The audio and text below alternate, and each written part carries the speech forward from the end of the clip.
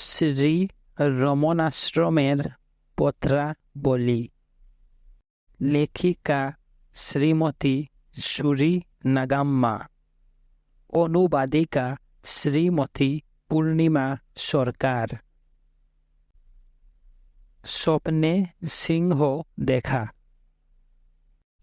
18 মে 1947।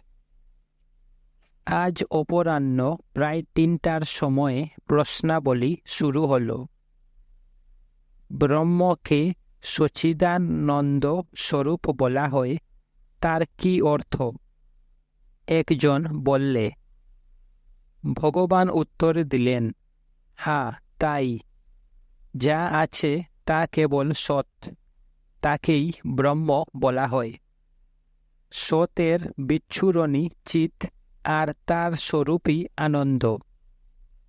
এগুলো সৎ থেকে পৃথক নয়। এই তিনটিকে একসঙ্গে সচ্চিদানন্দ বলা হয়। জীবের গুণের পক্ষে এটাই সত্য, ঘুর ও জড়। ঘুরের অর্থ রজগুণ আর জড় তমগুণ। এরা সত্যগুণের অংশ। এ দুটি চলে গেলে যা থাকে তা কেবল সত্য। যা নিত্য ও বিশুদ্ধ তাই সত্য। একে আত্মা, ব্রহ্ম, শক্তি বা যা ইচ্ছা হয় বলতে পারো। যদি তুমি একে আপন সত্তা বলে জানো, তবে সবই জ্যোতির্ময়, তবেই সবই আনন্দ। সেই প্রশ্নকারী বললে, ঋষিরা বলেন যে প্রকৃত স্বরূপ জানতে হলে সাধনা, শ্রবণ, মনন ও নিদিধ্যাসন শেষ অবধি করে যেতে হবে। ভগবান উত্তর দিলেন, বাইরে থেকে যা কিছু আসে তাকে দূরে রাখার জন্যই এগুলোর দরকার। আর সাধনারও তাই লক্ষ্য আত্ম উপলব্ধির জন্য নয়। নিজের আত্মা সব সময় সব স্থানে থাকে। কেবল বাইরের প্রভাব থেকে মনকে সরিয়ে রাখার জন্যই শ্রবণ ইত্যাদির সাহায্য নেওয়া হয়। কিন্তু তা না করে যদি এদের প্রাধান্য দেওয়া হয়, তবে এরাও আবার আমি পণ্ডিত, আমি একজন মহাত্মা ইত্যাদি অহংকার সৃষ্টির কারণ হয়। এটাও একটা বিরাট সংসার। আর পরে এটা ত্যাগ করা খুবই কষ্টকর হয়। একটা বনু হাতির থেকেও এই সংসার মারাত্মক। সহজে দমন হবে না। বলা হয়, সেই বনু হাতি দমনের জন্য গুরুকৃপা যেন তার স্বপ্নে সিংহ দেখা। প্রশ্নকারী বললে। ভগবান বললেন, তা সত্য। একটি হাতি যদি সিংহের স্বপ্ন দেখে চমকে জেগে উঠে, তবে পাশে আবার স্বপ্নে সিংহ দেখে এই ভয়ে সে আর সেদিন ঘুমায় না। অনুরূপভাবে মানুষের জীবনে যেটা স্বপ্নেরই সমপর্যায়, কেবল গুরু কটাক্ষ নয়, শ্রবণ, মনন, নিদিধ্যাসন ইত্যাদি সবই স্বপ্নে সিংহ দেখার মতো। এরূপ স্বপ্ন দেখতে থাকলে তারা জেগে উঠে আর আবার শুয়ে পড়ে। কাল প্রবাহে কোনো একদিন হয়তো নিদারুণভাবে গুরু কটাক্ষ রূপ সিংহের স্বপ্ন দেখে ফেলে। তারা চমকে উঠে আর জ্ঞান লাভ করে। তারপর আর স্বপ্ন নেই, এবং তারা যে কেবল সর্বদাই সজাগ থাকে তা নয়, উপরন্তু জীবনের আর কোনো স্বপ্নকে প্রশ্রয় না দিয়ে যতক্ষণ না প্রকৃত স্থায়ী জ্ঞান লাভ হচ্ছে, তার জন্য সদা সতর্ক থাকে। এই সিংহের স্বপ্ন অনুভব করতেই হবে, এটা অপরিহার্য। সে একটু অবাক হয়ে আবার জিজ্ঞাসা করলে, শ্রবণ ইত্যাদি ও গুরু কটাক্ষ কি স্বপ্নের মতো? ভগবান বললেন, হ্যাঁ তাই তো। যারা সত্য উপলব্ধি করে তাদের পক্ষে সবই স্বপ্ন। তাই যদি হয়, তবে এখন তুমি বলো সত্য কি? ঘুমের সময় তোমার শরীরের উপর কোনো জোর থাকে না। তুমি কত শরীর ধারণ করে কত জায়গায় ঘুরে বেড়াও, কত কি করে বেড়াও, তখন সে সব সত্য মনে হয়। তুমি যেন নিজেই কর্তা ভেবে সব কিছু করে বেড়াও। ঘুম থেকে জাগলেই তুমি বুঝতে পারো যে তুমি উচ্চ জাতি কিংবা নিম্ন জাতি, আর যা স্বপ্নে দেখেছ তা মিথ্যা, সেটা কেবল স্বপ্ন মাত্র। শুধু এই নয়, কোনো দিন হয়তো পেট ভরে লাড্ডু ও জিলাপি খেয়ে শুয়েছ, ঘুমে স্বপ্নে দেখেছ যে কত জায়গায় ঘুরছ, কিছু খেতে পাচ্ছ না, অনাহারে মৃতপ্রায় অবস্থা। চমকে জেগে উঠে দেখলে ঢেকুর তুলছ, তখন বুঝো যে এটা একটা স্বপ্ন। কিন্তু স্বপ্নে কি তোমার ভারী খাওয়ার কথা মনে ছিল? আরও একজন হয়তো উপবাস করে শুতে গেল, সে হয়তো স্বপ্নে লাড্ডু ও জিলাপির খুব ভোজ খেলে।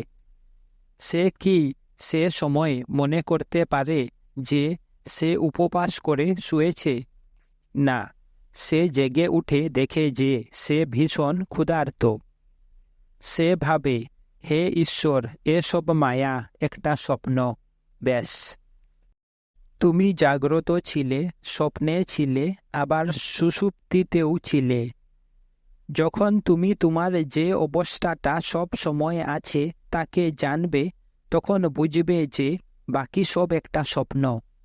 যখন এটা জানা হয়, তখন গুরু যে তোমার থেকে পৃথক এ বোধটাও চলে যাবে। তা সত্ত্বেও যেহেতু এই অনুভূতি গুরু কটাক্ষ দ্বারাই হয়, তাই একে সিংহের স্বপ্ন দেখার সঙ্গে তুলনা করা হয়। সে স্বপ্ন তীব্র হওয়া চাই, আর মনে গভীরভাবে রেখাপাতাও করা চাই। তবেই প্রকৃত জাগরণ আসবে। তার জন্য সময় হওয়া চাই।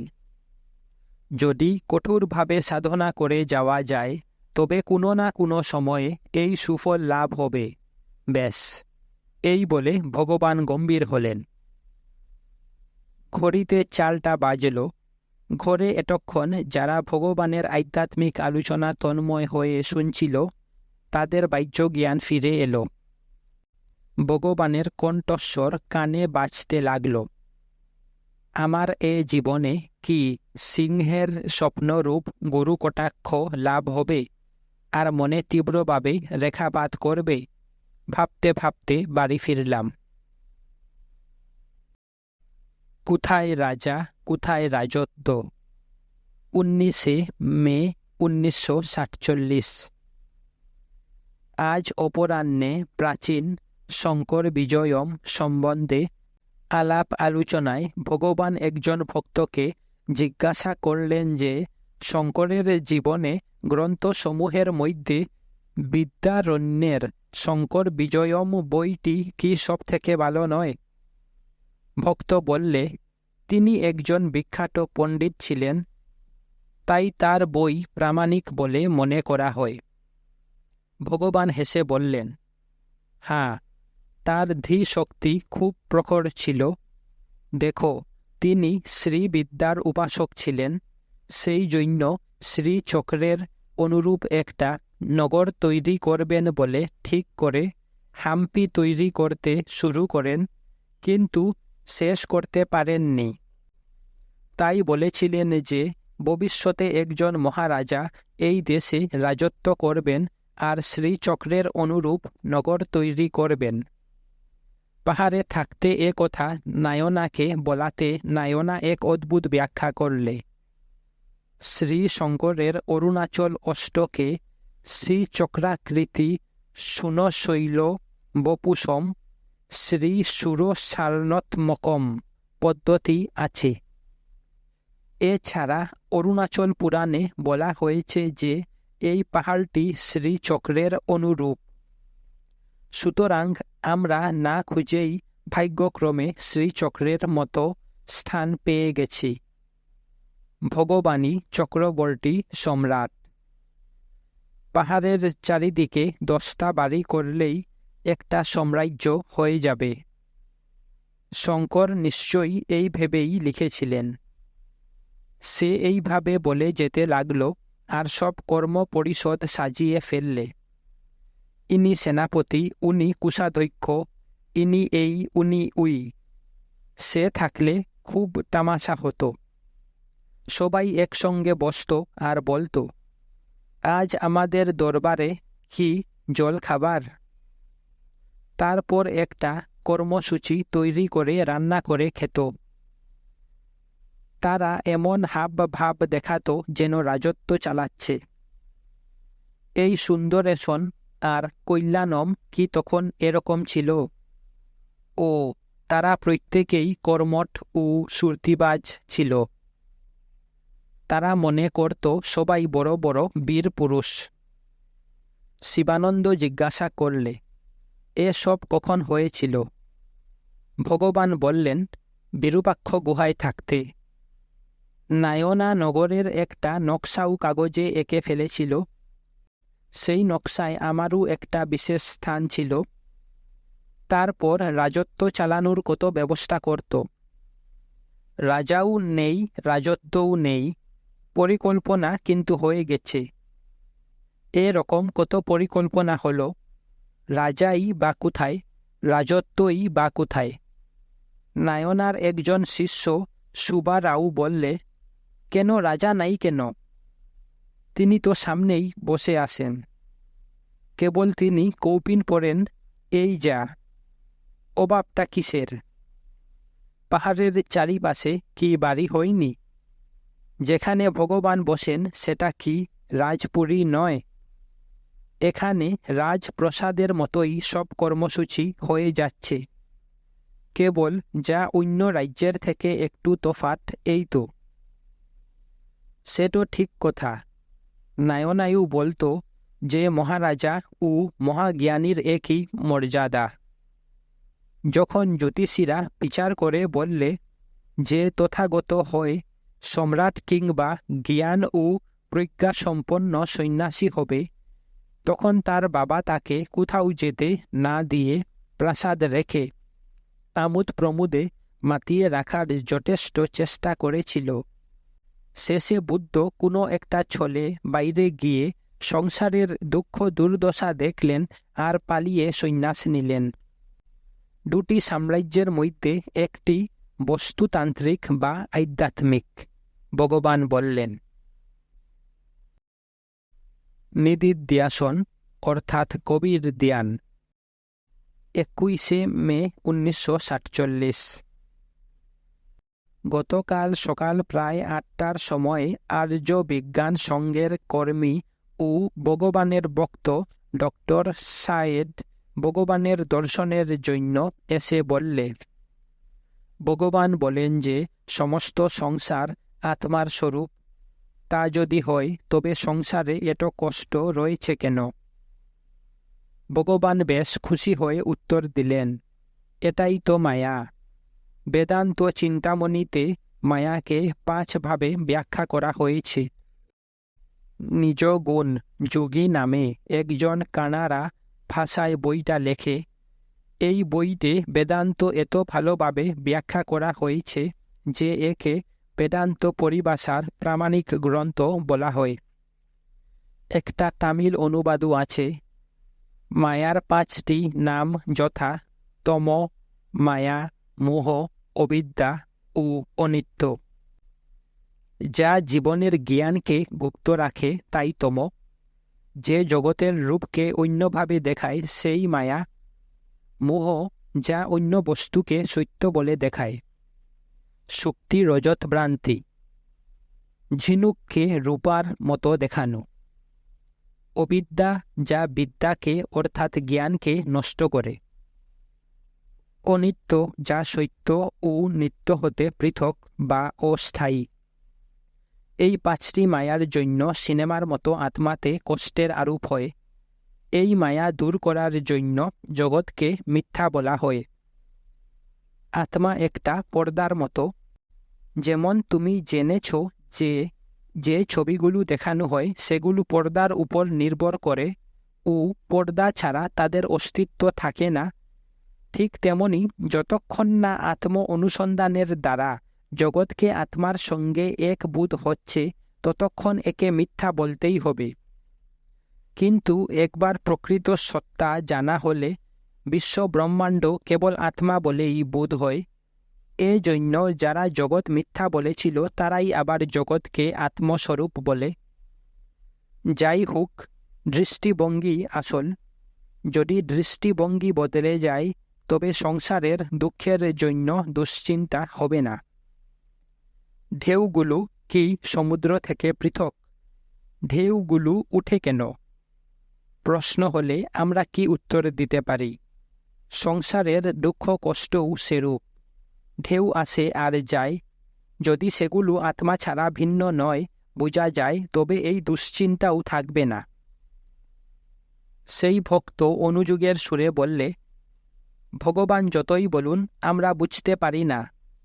ভগবান বললেন, সবাই বলে যে সর্বব্যাপক আত্মাকে তারা বুঝতে পারে না। আমি কি বলতে পারি? একটি শিশু বলে, আমি রয়েছি, আমি করি, আর এটা আমার। সুতরাং সকলেই জানে যে আমিটা সর্বদাই রয়েছে। এই আমিটা থাকলেই তো তুমি একটা শরীর ও সে ভিন্ন কান্না এ রমন আর সব কিছু বোধ হয়। যা নিজের আত্মা সব সময় দেখা যাচ্ছে তাকে জানার জন্য কি একটা আলু নিয়ে খুঁজতে হয়? যা পৃথক নয়, নিজেরই আত্মা, সেই আত্মা স্বরূপকে জানি না বলা ঠিক যেন আমি আমাকে জানি না বলা।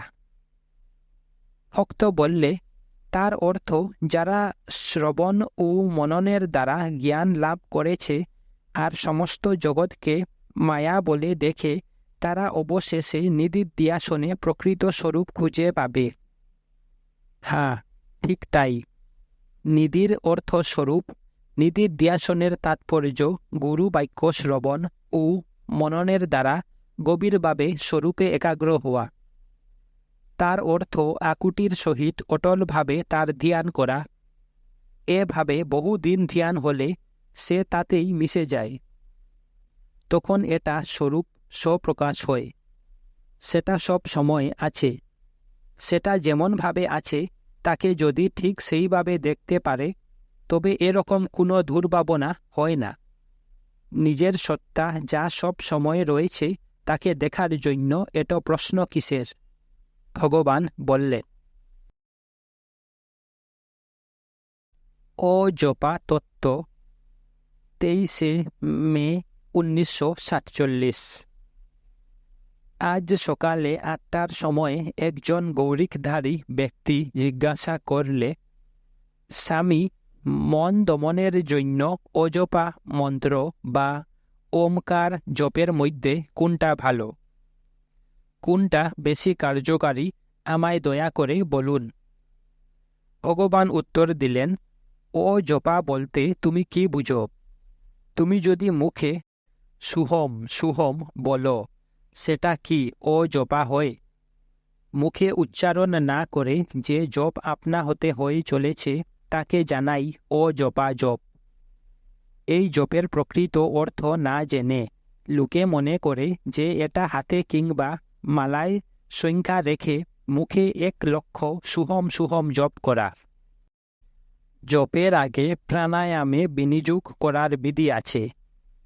তার অর্থ, আগে প্রাণায়াম করো, তারপর জপ আরম্ভ করো। প্রাণায়ামের অর্থ প্রথমে মুখ বন্ধ করা, তাই না? নিঃশ্বাস বন্ধ করলে পঞ্চভূত রুদ্ধ ও সংযত হয়। তখন যা থাকে তাই আত্মা। আত্মা সর্বদা নিজেই অহম অহম জপ করে চলেছে। এটাই অজপা। এই অবস্থাটি জানাই অজপা। যা মুখে জপ করা হয় তা কি করে অজপা হয়? স্বতঃস্ফূর্তভাবে নিরবিচ্ছিন্ন আর্য অর্থাৎ ঘি ধারার মতো যে প্রকৃত আত্মা অখণ্ড জপ করে চলেছে তাকে দর্শন করাই অজপা। গায়ত্রী আর কিছু নয়। উপনয়নের সময় অঙ্গন্যাস, করন্যাস ইত্যাদি দ্বারা শ্বাস সংযম করে প্রাণায়াম শেখানো হয়, আর অন্যান্য বিধির দ্বারাও তাদের অজপা বুঝতে বলা হয়। এসব না ভেবে লোকে অজপার কথা বলে। ওমকার সম্বন্ধেও তাই। ওম সর্বব্যাপী ও স্বয়ং সম্পূর্ণ। মুখে সেই অক্ষর উচ্চারণ করে কি জপ করা যায়? সূত্র সব সময় আছে, অমিত্যক্ষরম ব্রহ্ম অদ্বিতীয়ম সনাতনম। মূল বস্তু না বুঝে কোথায় কত সংখ্যক নাম জপ করতে হবে তার জন্য বড় বই লেখা হয়েছে, যেমন গণপতির জন্য মূলাধারে এত হাজার, আর অন্যান্য চক্রের জন্য এত হাজার, ব্রহ্মার জন্য এত, বিষ্ণু ও সদাশিবের জন্য এত ইত্যাদি। তুমি যদি কে জপ করছে জানতে পারো, তবে জপ কি তাও বুঝতে পারবে। তুমি যদি যে জপ করছে তাকে খুঁজো আর পেয়ে যাও, তবে সেই জপই আত্মা হয়ে যাবে। আরও একজন বললে, তবে কি মুখে জপ করার কোনো ফল নেই? কে বললে নেই? সেটা চিত্তশুদ্ধির জন্য। জপ করতে করতে অভ্যাসের পরিপক্কতা হয়, আর আজ হোক কিংবা 10 দিন পরে হোক ঠিক পথে নিয়ে যায়। ভালো বা মন্দ যাই করো, কিছুই নষ্ট হয় না। কেবল ব্যক্তি বিশেষের উন্নতির অবস্থা অনুযায়ী বিশেষ পার্থক্য এবং তার উপকারিতা ও অপকারিতা বলা হয়। ভগবান বললেন, এ বিষয় তার উপদেশ সারই প্রমাণ।